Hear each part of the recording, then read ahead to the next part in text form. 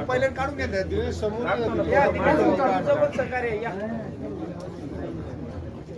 पण तो प्रश्न सोडवण्यासाठी हे पैसे नाही तसं समजू पण नका 2011 पासून पाठपुरावा करतोय इकडे बघा या इकडे या वंदे मातरम वंदे मातरम चालू झालं का रे हा चालू वंदे मातरम आज पुण्यातल्या हिंदू हृदय सम्राट बाळासाहेब ठाकरे सभागृहामध्ये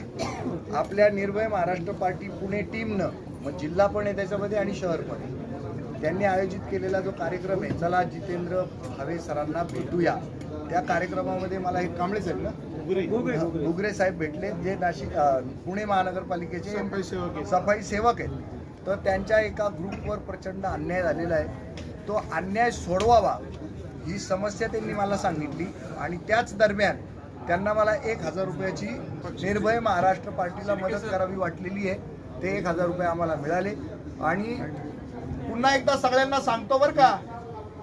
आपण करतोय राजकारण काही मंदिर मस्जिद बांधत नाही चर्च किंवा गुरुद्वारा बांधत नाही तरी या राजकीय मुवमेंटला लोक रस्त्यात उभं राहून सिग्नलवर सुद्धा आम्हाला पैसे देतात आज तर सभागृहामध्ये आम्हाला 1000 रुपये मिळाले तर राजकारणाला लोक पैसे देतात भारतातल्या त्यांना नकोय नेपाळ श्रीलंका त्यांना नकोय अफगाणिस्तान आणि तुमचं इंडोनेशिया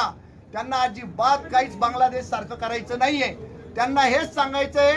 की खासदार आमदार नगरसेवक आणि जेही राजकारणात असलेले लोक भ्रष्टाचार करू नका तुमच्या पोट्ट्यांना 2-2 कोटीच्या गाड्या देऊ नका नेपोटिझम करू नका घराणेशाही करू नका या जनतेचे तुम्ही अधिकार मारताय या वयात या माणसावर अन्याय होतोय कशामुळे होतोय माहितीये भ्रष्टाचार झालाय फक्त